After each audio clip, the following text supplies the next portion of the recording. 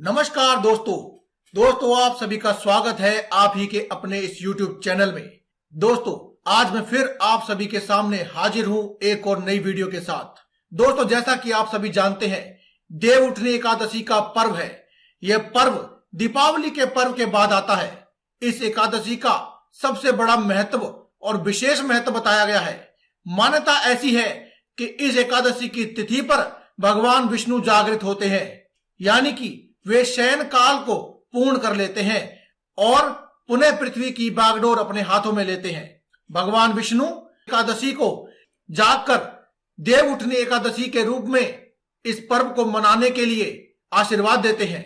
इस दिन से ही चतुर्मास आरंभ होता है। कार्तिक शुक्ल पक्ष की एकादशी के दिन भगवान विष्णु के उठते ही चतुर्मास समापन हो जाएगा। पौराणिक मान्यताओं के अनुसार देव उठनी एकादशी के दिन भगवान विष्णु क्षीर सागर में 4 महीने के बाद जागते हैं। जब भगवान विष्णु पाताल लोक में विश्राम करने के लिए चले जाते हैं तो सभी प्रकार के मांगलिक कार्यों पर रोक लग जाती है। इस दौरान शादी विवाह जैसे आयोजन नहीं किए जाते। देवोत्थान एकादशी पर भगवान विष्णु के जागने के बाद ही सभी प्रकार के मांगलिक कार्य भी शुरू हो जाते हैं। भगवान विष्णु 4 महीने के शयन काल के बाद देवा उठनी एकादशी के दिन जागते हैं। धार्मिक मान्यताओं के अनुसार एकादशी के दिन से आगे आने वाले समय में ही कोई भी मांगलिक कार्य विवाह आदि संपन्न किए जा सकते हैं। इसके अलावा इस दिन अगर आप विधिवत पूजा अर्चना कर लेते हैं तो इसका फल भी आपको अवश्य ही मिलता है और पूजा करने वाले व्यक्ति को 1000 अश्वमेध के बराबर का पुण्य फल प्राप्त होता है। माना जाता है कि भगवान विष्णु इसी दिन विश्राम से जागृत होकर सृष्टि का कार्यभार संभालते हैं। देव उठनी एकादशी से सभी मंगल कार्य भी शुरू होंगे। ऐसे में आइए जानते हैं कि इस शुभ दिन पर आपको क्या ऐसा कर लेना चाहिए जिससे आपका भाग्य 1000 अश्वमेध यज्ञ के बराबर पुण्य फल प्राप्त करने के बाद आपकी सोई हुई किस्मत भी जाग जाए। आज की इस वीडियो में हम आपको पीपल के वृक्ष और एक दीपक से करने वाला उपाय बताएंगे, जिसे करने से आपकी सोई हुई किस्मत रातों रात जाग जाएगी। इसके अलावा हम आपको अन्य उपाय भी बताएंगे, इसीलिए आप इस वीडियो को अंत तक देखते रहें। साथ ही आपको बताएंगे कि देव उठनी एकादशी के दिन जो व्यक्ति व्रत करते हैं उन्हें व्रत क्यों करना चाहिए और व्रत की विधि क्या है। तो सबसे पहले बात करते हैं अपने आज के इस उपाय के बारे में, पीपल के वृक्ष और दीपक के उपाय के बारे में। दोस्तों ऐसा माना जाता है कि पीपल के वृक्ष में सभी देवी देवताओं का वास होता है।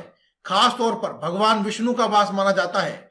यही वजह है कि देव उठनी एकादशी के दिन पीपल के वृक्ष के साथ अगर आप कुछ खास उपाय कर लेते हैं तो आपके जीवन में सौभाग्य सुख समृद्धि आने से कोई भी नहीं रोक सकता है। आपका भाग्य 1000 गुना प्रबल हो जाता है और 1000 अश्वमेध यज्ञ करने के बराबर का आपको फल मिलता है, क्योंकि इस उपाय से आपकी की हुई पूजा सीधे भगवान विष्णु और माता लक्ष्मी के चरणों में अर्पित होती है, जिससे वे प्रसन्न होकर आपके जीवन में धन सुख समृद्धि गाड़ी बंगला आदि आपकी सभी मनोकामनाएं पूरी कर देते हैं। इस उपाय के लिए दोस्तों आपको सुबह प्रातःकाल जल्दी उठ जाना है। उठने के बाद अपने नित्य कर्म आदि से निर्वृत्त होकर आपको अपने घर में ही जो रोजमर्रा की पूजा करते हैं वह कर लेनी है। साथ ही साथ माता लक्ष्मी जी और भगवान विष्णु के समक्ष आपको एक देसी घी का दीपक भी जला देना है। दीपक जलाने के बाद अपने हाथ जोड़कर आंखें बंद कर लें और ओम नमो भगवते वासुदेवाय इस मंत्र का आप 11 बार जाप करें। 11 बार जाप कर लेने के बाद आप इस जलते हुए दीपक को उठाकर ले जाएं और एक पीपल के वृक्ष के नीचे आप इसे रख दें। इसमें केवल आपको ध्यान इसी बात का रखना है कि आपको यह दीपक हो सके तो गाय के देसी घी का या फिर देसी घी में जो आमतौर पर आपके घर में उपलब्ध है उसका ही आपको जलाना है। तेल आदि का आपको दीपक नहीं जलाना है। दोस्तों अगर ले जाते वक्त अगर आपका दीपक बुझ जाता है तो कोई बात नहीं, आप पीपल के पेड़ के पास जाकर इसमें थोड़ा सा घी और डाल दें और उसके बाद आप इस दीपक को प्रज्वलित कर दें।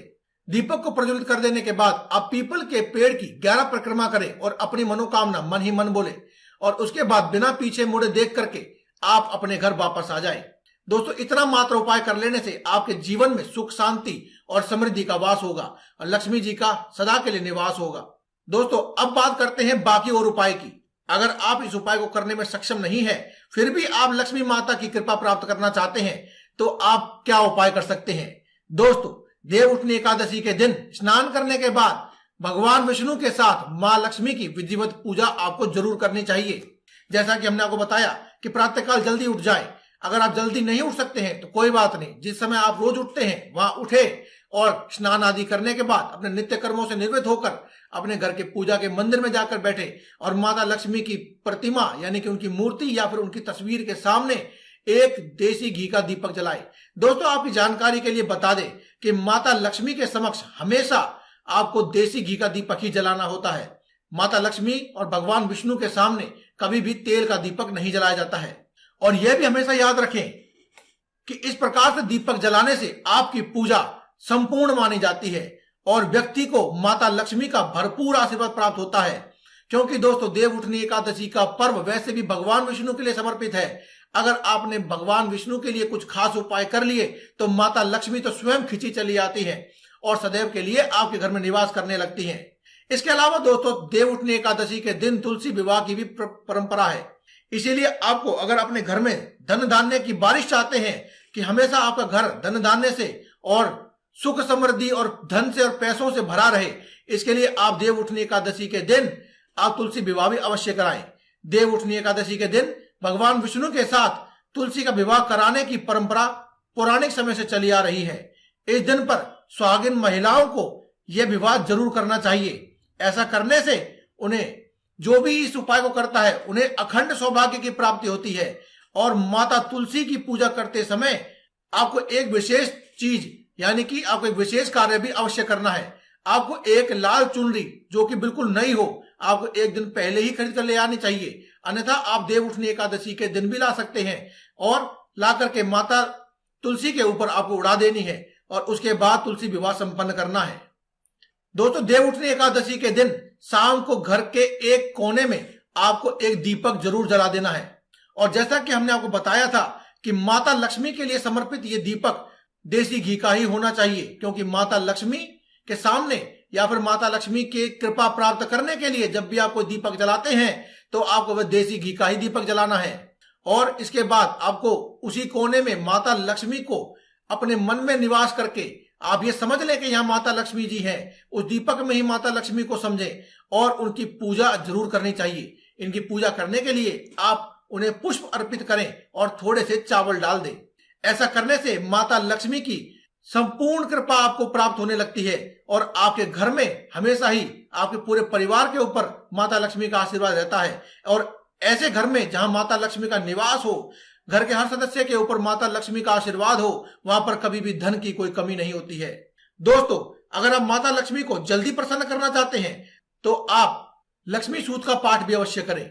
दोस्तों, लोग दीपावली के दिन माता लक्ष्मी को प्रसन्न करने के लिए लक्ष्मी सूक्त का पाठ करते हैं। ऐसा करने से आपके सभी आर्थिक संकट जो हैं वो दूर हो जाते हैं। लेकिन देव उठनी एकादशी के दिन भी आपको लक्ष्मी सूक्त का पाठ अवश्य करना चाहिए, क्योंकि देव उठनी एकादशी के दिन भगवान विष्णु की कृपा प्राप्त की जाती है।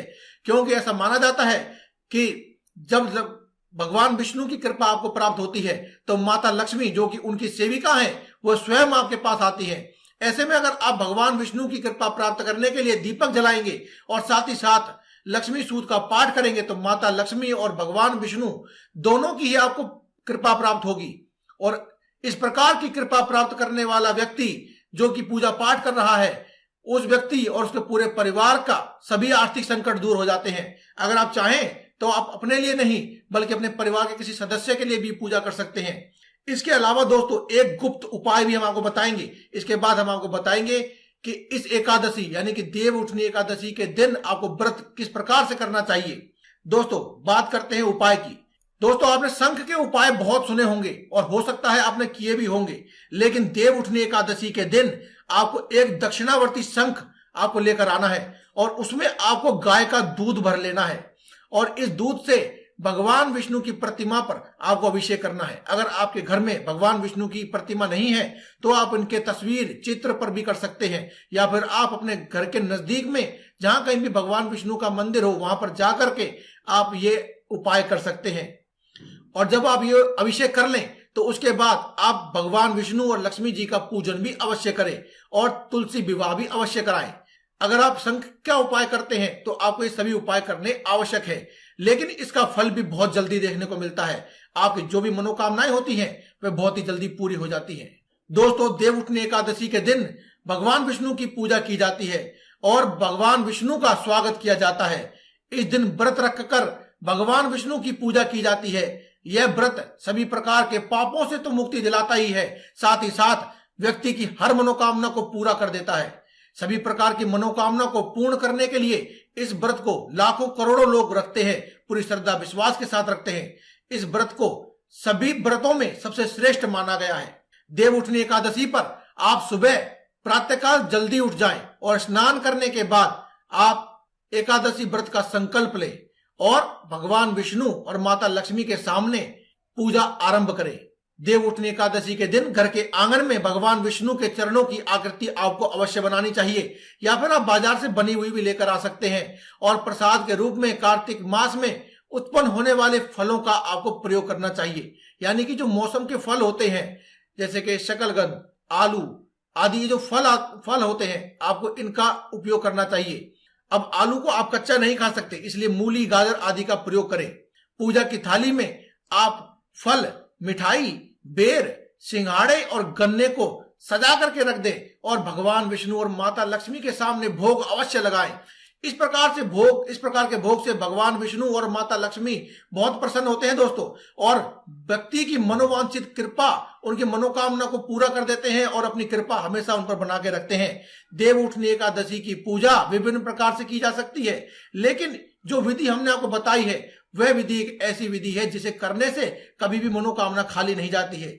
लेकिन इस पूजा में नियम और स्वच्छता, जो आपकी साफ सुथरी और स्वच्छता है, उसका आपको विशेष ध्यान रखना चाहिए और आपको तुलसी का विवाह अवश्य कराना चाहिए। दोस्तों, जो व्यक्ति भी देवउठनी एकादशी के दिन तुलसी विवाह करवाता है उसकी तो मनोकामना बिना मांगे ही पूरी हो जाती है। आपके मन में जो भी समस्याएं हैं, मनोकामनाएं हैं, सब भगवान सुन लेते हैं और आपकी सभी प्रकार की मनोकामना को पूरा कर देते हैं। पापों से मुक्ति मिलती है और सब संकट दूर चले जाते हैं।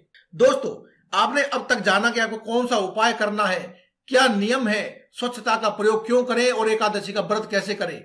लेकिन दोस्तों, एक बात का विशेष ध्यान रखें कि जो व्यक्ति अपने साथ साथ औरों के जीवन में भी अंधकार को दूर करता है वह व्यक्ति सर्वश्रेष्ठ होता है और भगवान ऐसे व्यक्तियों की मनोकामनाओं को बहुत जल्द पूर्ण करते हैं।